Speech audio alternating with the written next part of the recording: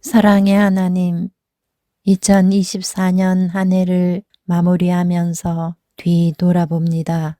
별 탈 없이 이 한 해를 보낼 수 있었던 것은 모두 주님의 은혜였습니다. 특별히 올해엔 이 땅에 재림개별이 들어온 지 120년이 되어 한국선교 120주년 기념예배를 드릴 수 있는 뜻깊은 한 해를 보냅니다. 어려움 속에서도 믿음을 지키며 복음의 기별을 전했던 믿음의 선조들이 있었기에 우리 또한 이 자리에 있게 됨을 감사드립니다. 수많은 시간 속에서 주님과 동행했다고 생각되지만 돌아보면 아쉬움과 후회가 가득합니다. 조금만 더 잘할 걸, 조금만 더 참을 걸, 조금만 더 생각하고 말할 걸 하면서 후회하고 또 후회하며 한 해를 보냅니다. 이러한 무지한 인간임에도 한결같은 사랑과 돌보심으로 여기까지 왔습니다. 은혜 가운데 살면서도 때론 걱정하고 불평하였던 어리석었음을 용서하여 주옵소서. 하나님의 능력을 찬양하고 감사하면서도 연약한 이웃들을 돌아보지 못하였음을 고백합니다. 연말 기도주일 첫째 날입니다. 머리 숙인 모든 성도들 통회하는 마음 주셔서 죄악의 모든 무거운 짐들 주님께 내려놓고 용서받기를 원합니다. 이 시간 한규인 목사님을 통하여 주실 말씀에 능력 주시고 경청하는 모든 성도들 깊은 회개의 시간 되게 하여 주셔서 우리의 몸과 마음과 영혼이 주님 앞에 정돈되기를 원합니다. 우리 인생의 모든 여정 가운데 예수 인도하셨네라고 찬양드리는 자녀 되길 원합니다. 우리의 소망 되시는 예수 그리스도의 이름으로 기도합니다. 아멘. 안녕하십니까 재림 성도 여러분. 2024년 연말 기도주일 주제는 성소와 십자가 그리고 남은 백성이라고 하는 주제로 우리가 말씀을 나누도록 하겠습니다. 오늘 제목은 상처가 흉터를 남길 때라고 하는 제목으로 말씀을 나누고자 합니다. 이제 한 해의 끝이 점점 가까워지고 있습니다. 연말이 되어 지나온 한 해를 마주하면 마치 복잡하게 얽혀있는 미로 사이사이를 헤쳐나온 것 같은 기분이 듭니다. 이때의 느낌은 위기를 막 벗어나서 내뱉는 한숨 같은 것입니다. 그러면 우리는 어떤 미로를 헤쳐나온 것이고 어떤 위기를 벗어난 것일까요? 미로와 위기를 합하면 하나의 감정이 나오는데 바로 두려움입니다.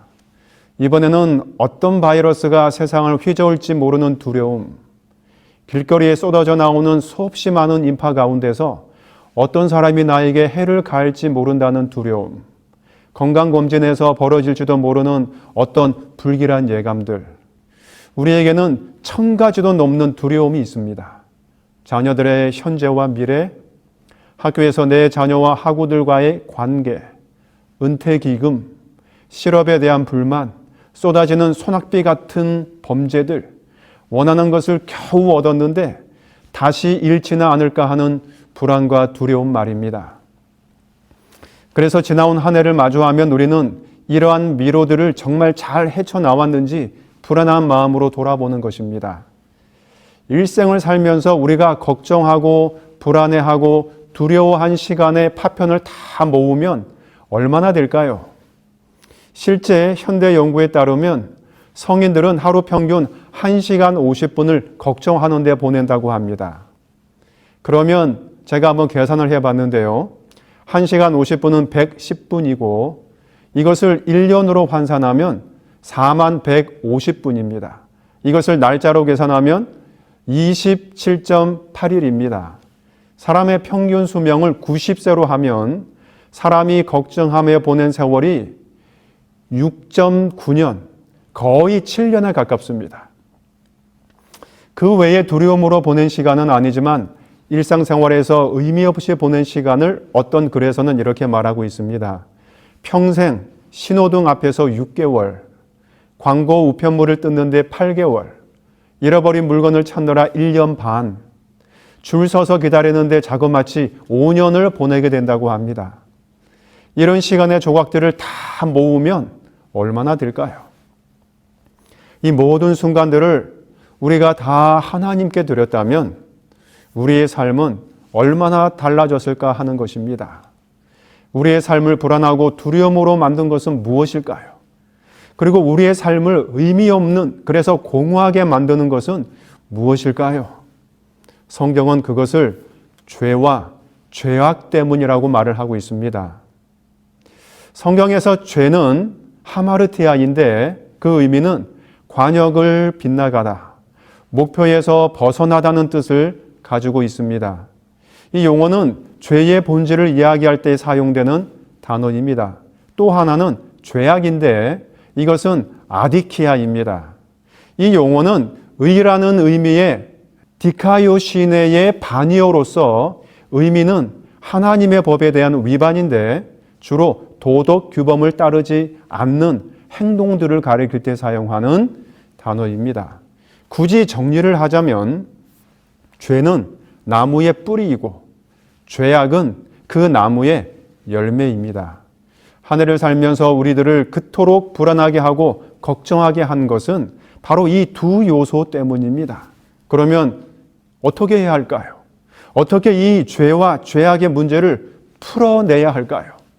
성경에서 말하는 두 가지 사건과 제도를 통하여 그 실마리를 풀어보고자 합니다.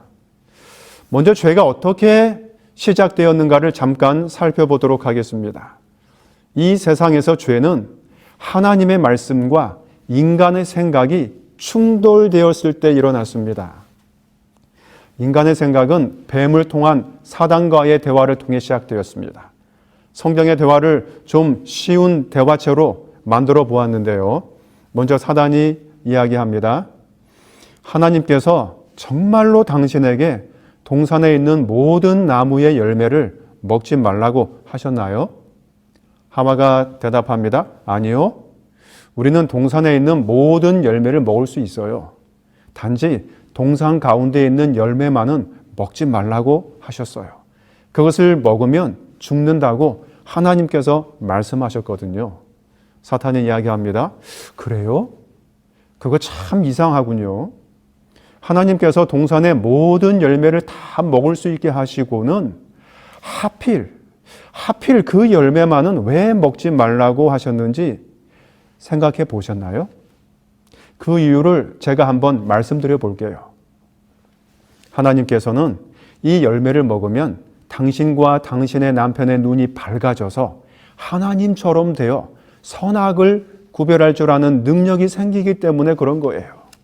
그렇지 않고서야 그 열매를 왜 금했겠어요? 하나님처럼 되면 절대 죽을 일이 없을 거예요. 한번 잘 생각해 보세요. 하와는 아마도 한번 잘 생각해 봤을 것입니다. 그렇게 생각해 보니 정말 그렇듯해 보였습니다. 이런 생각을 하고 그 나무의 열매를 쳐다보았습니다. 그것을 창세기 3장 6절에서는 이렇게 말하고 있습니다. 여자가 그 나무를 본즉 먹음직도 하고 보암직도 하고 지혜롭게 할 만큼 탐스럽게도 한 나무인지라. 여자가 그 열매를 따먹고 자기와 함께 있는 남편에게도 주매 그도 먹은지라. 눈이 밝아지긴 했는데 자신들의 수치를 보는데 밝아졌습니다. 그래서 그것을 무화과 나무 잎으로 가렸습니다. 가리고 싶은 것이 생겼습니다. 창피하고 수치스럽다는 생각이 들었습니다. 얼굴을 붉히는 일이 생겼습니다. 그리고 두려워하는 마음이 생겼습니다. 창세기 3장 10절에서는 내가 벗었으므로 두려워하여 숨었나이다. 하나님의 말씀에 정면으로 충돌하여 생긴 결과입니다. 그 많은 결과 중에 첫째, 아담과 하와는 수치스러운 것을 알았다는 것입니다. 둘째, 두려워한 마음이 들었다는 것입니다. 셋째, 그래서 피했습니다. 한 해를 살면서 우리들의 삶에 많은 수치와 고난, 아픔, 두려움은 대개 우리가 하나님의 말씀과 정면으로 충돌한 결과인 경우가 많습니다. 그런데 사실 그 충돌의 원인은 우리가 사단과 대화를 하면서 생긴 결과입니다.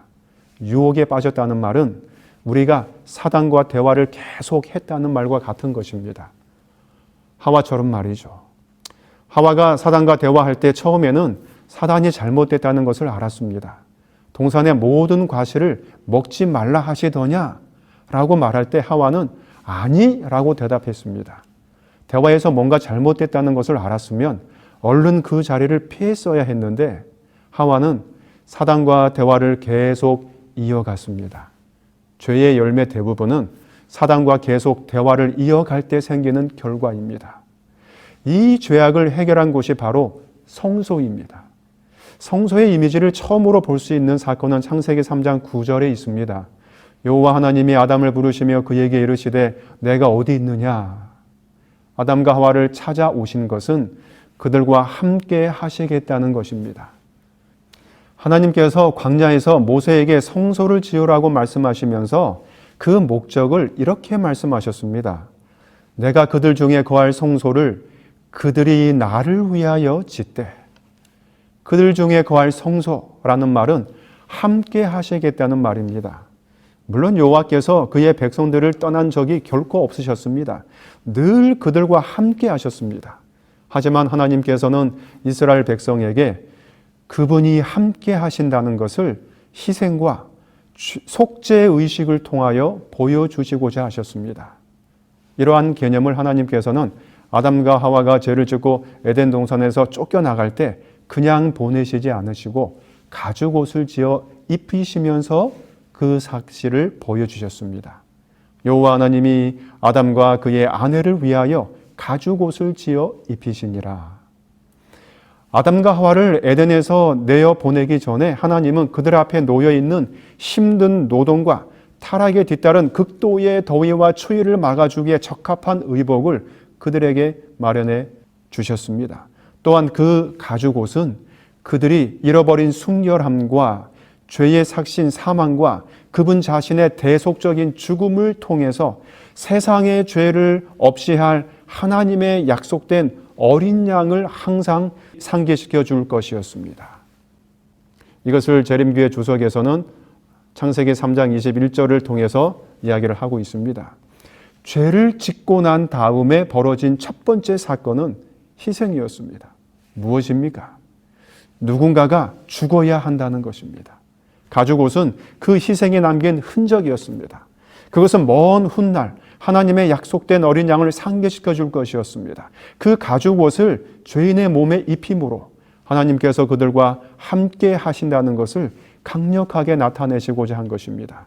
하나님께서는 비록 죄를 지은 인간이지만 홀로 버려두지 않으시고 그들의 옷이 되어 주셔서 그들의 수치를 덮으시고 그들과 함께 하셨습니다.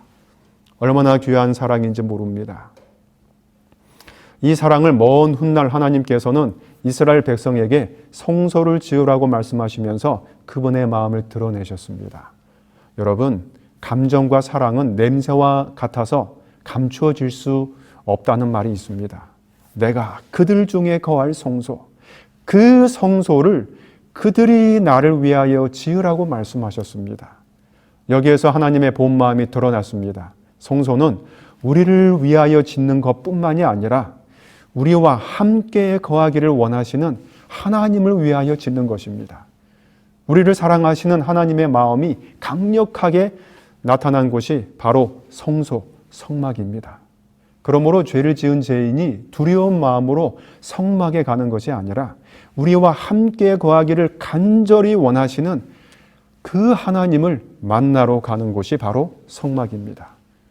우리와 함께 하시기를 원하시지만 이사야서 59장 2절에 나와 있듯이 죄악이 너희와 너희 하나님 사이를 내었기 때문에 즉 우리와 하나님 사이를 갈라놓았기 때문에 그것을 먼저 해결하자는 것입니다.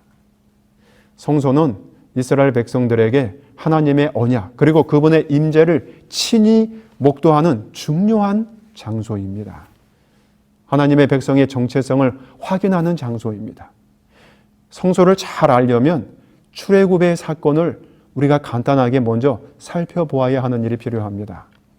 이스라엘 백성에게 있어서 출애굽 직전과 그 이후의 삶은 곧 신앙이 되었습니다.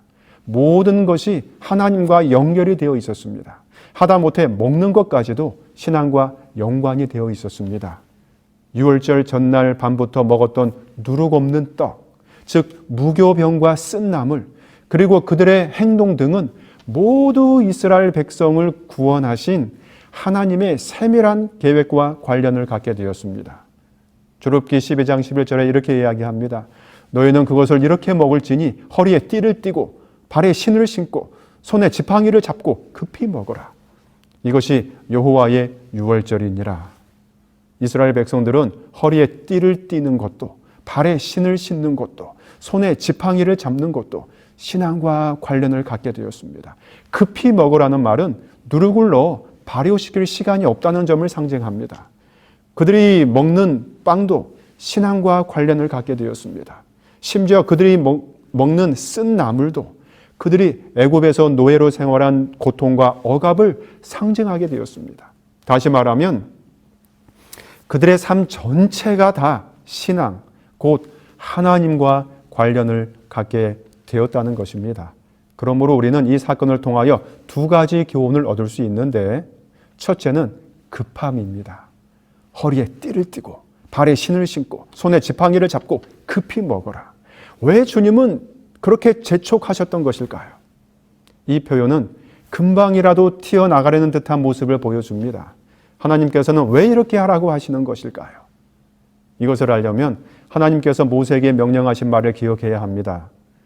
너는 바로에게 가서 그에게 이르기를 여호와의 말씀에 내 백성을 보내라. 그들이 나를 섬길 것이니라. 섬긴다는 말은 광야에서 하나님을 예배하고 교제한다는 의미가 내포되어 있습니다. 하나님께서는 예배를 통하여 그분의 자녀들과 교제하기를 간절히 원하신다는 것을 이렇게 표현한 것입니다. 다시 말하면 그들 가운데 거하시기를 원하신다는 것입니다.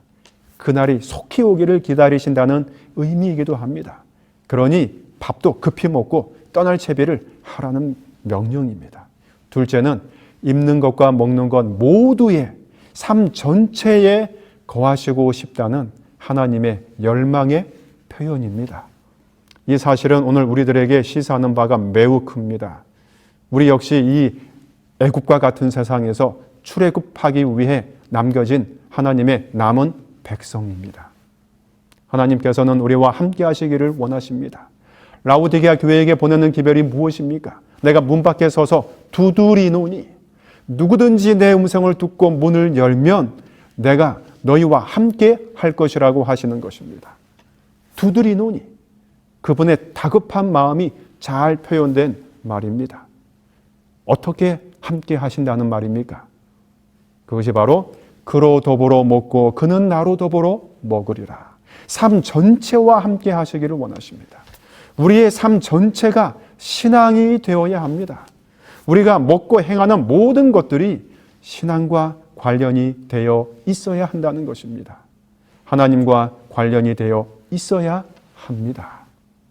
이제 성소의 구조와 기능을 살펴보도록 하겠습니다. 첫 번째로는 문입니다. 성소의 문은 동쪽에 나 있었어요. 죄인이 제물을 가지고 동편 문으로 걸어 들어왔습니다. 성소의 문이 동쪽으로 난 이유는 아담과 하와가 죄를 짓고 에덴 동편으로 쫓겨난 그 문으로 다시 들어오는 것을 보여줍니다. 따라서 죄인이 속죄함을 받기 위하여 성소로 들어올 때에는 인류의 조상이 쫓겨난 그 방향에서 다시 오는 것입니다. 이것은 죄와 죄악을 등지고 회개의 마음을 가지고 들어오는 것을 상징합니다. 예수께서 어린 나귀를 타고 예루살렘 성을 입성하실 때에도 감람산 동편에서 출발하여 동문, 즉 황금문을 통해 입성하셨습니다. 다시 말하면 메시아는 인류의 조상이 쫓겨난 그 방향에서 다시 들어오셔서 온 인류를 회복하신다는 의미를 담고 있는 입성입니다. 여호와께서 가인에게 말씀하실 때에 창세기 4장 7절에 보면 내가 선을 행하면 어찌 낯을 들지 못하겠느냐. 선을 행치 아니하면 죄가 문에 엎드리느니라 하고 말씀하셨습니다. 죄인이 속함을 받기 위하여 성소의 동편 문을 통하여 들어갈 때에는 문에 웅크리고 엎드려 있는 죄를 등지고 회개하는 마음으로 들어가는 것입니다. 한 해가 저물어가는 시간에 우리들도 죄가 도사리고 있는 문을 등지고 하나님의 임재가 있는 성소로 들어가게 되시기를 바랍니다. 허리에 띠를 띠고 발에 신을 신고 죄악과 압제와 고통이 가득한 애굽을 급하게 나온 이스라엘 백성처럼 우리들도 죄가 웅크리고 앉아있는 곳을 등지고 속히 주님께서 계신 곳으로 들어갑시다. 우리가 들어가면 처음으로 마주하는 것이 있는데 바로 번제단입니다. 죄인이 성소에 들어서 제일 먼저 마주하는 것이 바로 이 번제단인데 이것은 죄인이 짐승을 데리고 오면 그는 짐승의 머리에 손을 얹은 다음 그 짐승을 죽였습니다. 짐승이 대신 죄의 값을 치른 것입니다. 나의 죄로 인하여 누군가가 대신 희생을 당한 것입니다. 그래서 죄인은 사함을 받았고 살 수 있었습니다. 번제단은 우리들을 위한 희생이 일어난 장소입니다. 우리의 죄를 사하기 위하여 누군가가 희생한 곳입니다. 하나님께서 우리들과 함께 거하시기 위하여 우리를 대신하여 희생하시려는 사랑의 장소가 바로 번제단이었습니다. 만일 번제단이 죄에 대한 심판, 즉 죽음을 집행하는 곳으로 생각하면 성소로 향하는 발걸음 무겁고 두려워서 피하게 되겠죠. 아담과 하와가 두려워하여 하나님을 피한 것처럼 말입니다. 그러므로 어떤 사람이 내 죄가 너무 커서 하나님이 나를 결코 용서하실 수 없을 거야 라고 말한다면 그는 자신의 죄가 하나님보다 더 크다고 말하는 것입니다. 우리가 회개하는 마음으로 우리의 죄를 하나님께 가져오면 그분이 용서 못하실 죄는 없으십니다. 이제 용서에 대해서 우리가 좀 살펴보도록 하겠습니다. 제사장이나 회중 전체의 죄를 속할 경우에 번제단에서 드려진 희생제물의 피가 성소 안의 휘장으로 옮겨졌습니다. 제사장이 죄를 지었거나 회중 전체가 죄를 지었을 경우에는 그 일을 위하여 임명된 제사장이 희생제물의 피를 가지고 성소로 들어가서 휘장 앞에 7번 뿌리고 향단불에 발랐습니다. 사랑하는 성도 여러분, 이것은 무엇을 의미하는 것일까요? 죄인의 죄는 상징적으로 짐승에게로 전가됩니다. 그리고 그 전가된 죄는 성소 안으로 옮겨지는데 그것은 짐승이 죽임을 당하면 제사장은 그 피를 그릇에 받아서 뜰에 있는 번제단 또는 성소에 있는 향단의 뿔에 발랐기 때문입니다. 또한 휘장에도 피를 뿌렸습니다. 그러니 생각해 보시기 바랍니다. 희생제물의 피를 가지고 성소 안에 있는 분향단의 뿔에 바르고 휘장 앞에 7번을 뿌리는데 그것이 계속 쌓이면 피비린내의 냄새가 얼마나 심하게 진동했을지를 한번 생각해 보십시오. 그 당시의 성막은 통풍이 잘 되지 않는 구조였습니다. 우리가 잠깐 살펴보면 성막의 덮개는 4겹의 덮개로 덮여져 있었는데 첫 번째 덮개는 가장 안쪽의 덮개인데 고운 아마포와 청색, 자색, 홍색 실로 짜여진 아름다운 휘장으로 되어 있었습니다. 두 번째 덮개는 염소털로 만들어졌었고 튼튼하고 질긴 속성 때문에 방수 기능이 있어서 성막을 외부로부터 보호해 주었습니다. 세 번째 덮개는 붉게 물들인 순양의 가죽으로 만들었습니다. 마지막으로 네 번째 덮개는 해달 가죽으로 만들었는데 가장 바깥쪽을 덮었습니다. 그러니 생각해 보십시오.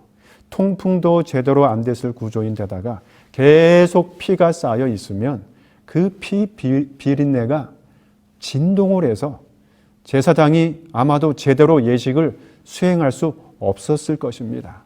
그래서 분향단에서 피에 오르는 향은 크게 2가지 기능을 했는데 첫째는 피의 냄새를 덮어서 실제로 제사장이 성소 봉사를 하는데 많은 도움을 주었을 것이고, 둘째는 기도를 통한 용서의 정신을 상징합니다. 이것은 서로 관련이 되어 있는데 상징적인 깊은 의미를 가지고 있습니다.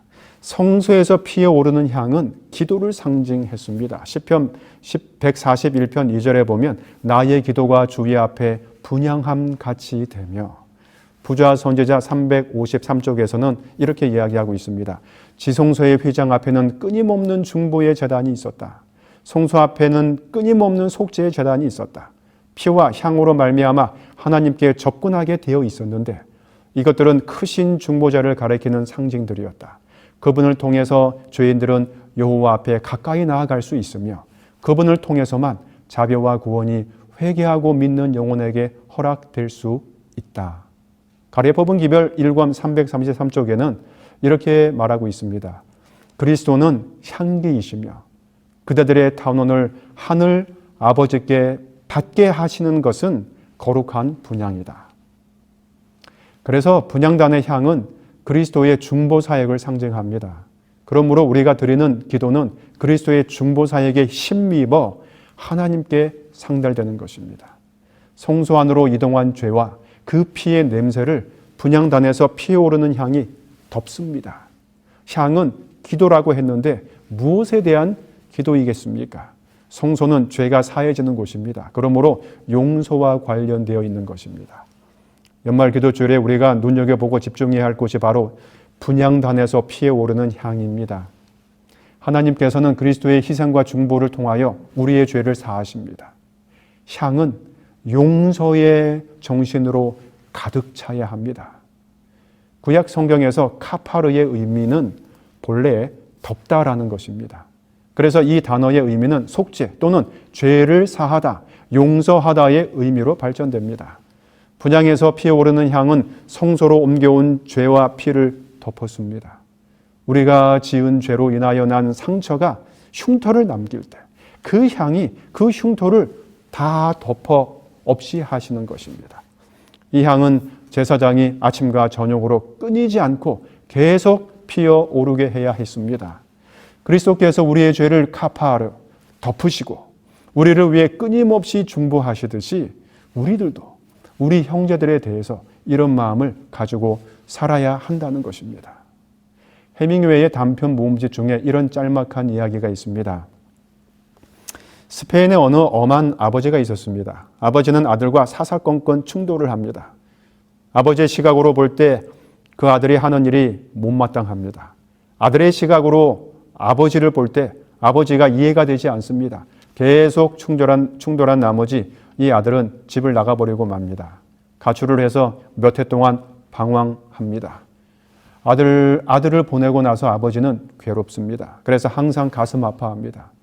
잘못이 있어서 사람답지 못해서 희망도 없어서 내보냈지만 아들을 내보낸 아버지는 여전히 괴롭고 가슴이 아팠습니다.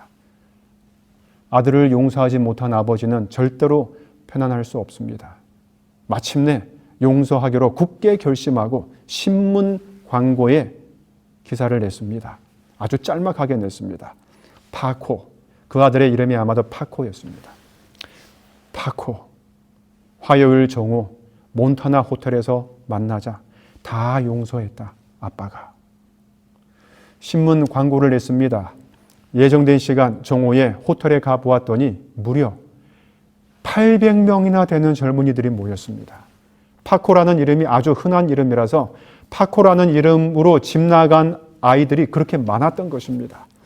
용서받지 못한 자들이 그렇게 많았던 것입니다. 그들은 용서가 그리웠습니다. 그래서 모였던 것입니다. 한 해를 마무리하는 계절에 용서받지 못한 자들이 우리 주위에 배회하고 있을지 모릅니다. 몬타나 호텔에 모여있던 800명의 사람들 가운데는 우리의 가족도 있을 것입니다. 우리의 부모님도 있을 것입니다. 우리의 자녀들도 있을 것입니다. 친척들도 있을 것입니다. 친구들도 있을 것입니다. 심지어 우리들의 교우들도 있을 것입니다. 용서를 기다리는 자들이 있다면 그들을 성소로 데려갑시다. 우리들의 마음에 있는 성소로 그들을 초청해 봅시다. 우리의 마음속에 있는 분향단에서 피어오르는 향으로 그들의 허물을 덮을 용기를 내봅시다. 그러면 그 용서의 향이 하늘 성소로 올라갈 것입니다. 남의 허물을 드러내지 않고 그 허물을 덮어주며 그들의 처지를 이해하고 포용하고 용서해야 합니다. 왜냐하면 우리 모두는 죄인이지만 주님의 희생을 통하여 용서함을 받았기 때문입니다. 주님께서는 성소에서 우리들을 만나기를 원하십니다. 광야에서 성소가 위치한 곳은 이스라엘의 12지파 진영의 중심에 있었습니다. 레위의 네 자손 아론, 고핫, 무라리, 게르손 자손이 동서남북 각각의 방향에 위치해 있었고 그 다음에 세 지파씩 동서남북에 각각 배치되었습니다. 물론 요셉 지파에서 므낫세, 에브라임 지파가 나뉘어서 12지파의 수를 채웠죠. 성소의 거리가 지파에 따라 멀거나 가깝지 않고 항상 일정했습니다. 마음만 먹이면 언제든지 성소에 접근할 수 있었습니다. 지금도 마찬가지입니다. 예수 그리스도께서 지금도 우리를 위하여 중보의 봉사를 하시는 하늘 성소에 갈 수 있습니다. 그것이 어떻게 가능합니까? 기도를 통하여 갈 수 있습니다. 왜냐하면 주님께서 우리들의 기도를 분향단의 향과 함께 하나님의 보좌 앞으로 올라가게 해 주신다고 말씀하셨기 때문입니다. 이것이 성소의 기별입니다. 성소의 분향단에 있는 향이 우리 마음에서 잘 피어나지 않으면 주님께 능력을 구합시다. 주님께서 우리들에게 힘을 주실 것입니다. 주님께서는 구하는 자에게 주십니다. 심지어 믿음도 주십니다. 귀신 들린 아들을 데리고 온 아버지의 사건을 우리 다 기억하고 있지 않습니까? 주님께서 할 수 있거든이 무슨 말이냐? 믿는 자에게는 능치 못할 일이 없다고 말씀하셨을 때 이 아버지는 아들을 낳게 하고 싶은 간절한 마음으로 믿나이다라고 말했습니다. 하지만 곧 자신에게는 그러한 믿음이 없다는 것을 깨닫고 나의 믿음 없는 것을 도와주소서라고 간청하였습니다. 그는 믿음은 없었지만 정직하였습니다. 우리가 주님 앞에 나아갈 때 유일하게 간직해야 할 마음은 정직입니다. 무엇인가를 가리거나 숨겨서는 안 됩니다. 있는 그대로 나아가야 합니다. 5가지의 상처를 저술한 리즈 브루버가 마음의 상처를 입고 살아가는 사람들에게 이런 말을 했습니다. 마음에 입은 상처는 마치 다친 손가락과 같습니다. 우리는 제대로 치료도 하지 않고 반창고만 붙인 채 아무렇지 않는 척을 합니다. 아픈 상처를 들여다보는 건 두려운 일이니까요. 반창고는 가면입니다. 가면을 쓰면 상처받지 않은 듯 살아갈 수 있다고 믿지만 그 상처는 여전히 아프고 우리 안에 고스란히 존재합니다. 당신도 나도 그 사실을 알고 있습니다. 더 이상 통제할 수 없게 된 상처들은 어느 날 일시에 터져나와 우리를 엄청난 고통 속으로 밀어넣습니다. 평범한 듯 보였던 일상은 금이 가고 분노와 수치심, 증오에 짓눌려 힘들게 지탱해 왔던 마음은 무너지기 시작합니다. 무엇을 해야 할지, 어떻게 살아야 할지 길을 잃어버립니다. 이렇게 이야기를 합니다. 사랑하는 성도 여러분, 이 연말에 우리의 마음이 무너지기 전에 무엇을 어떻게 해야 할지, 어떻게 살아야 할지 길을 잃기 전에 우리의 마음속에 있는 분향단의 향을 피우시기 바랍니다. 주님께서 함께 하실 것입니다. 귀신 들려 고통을 당하는 아들의 아버지에게 믿음을 주신 주님께서 오늘 우리들에게도 기도의 능력, 용서의 능력을 주실 것입니다. 히브리서는 우리에게 때를 따라 돕는 은혜를 얻기 위하여 은혜의 보좌 앞에 담대히 나아가라고 권면합니다. 이 연말에 우리도 이 은혜의 보좌 앞에 담대히 나아가는 하나님의 자녀들이 되시기를 간절히 바랍니다. 사랑하는 아버지 하나님, 우리에게 은혜 베푸시기 위하여 항상 은혜의 보좌를 준비하시고 우리를 기다리시니 감사합니다. 주님께서는 우리를 기다리시지만 우리가 의기소침하여 웅크리고 주님의 길에서 벗어나려고 했던 시간들을 용서하여 주시옵소서. 우리가 하나님의 말씀의 길이 아닌 곁길로 가다가 길을 잃었을 때 분향단에서 피어오르는 향을 보고 성소로 발길을 돌리게 하여 주시옵소서.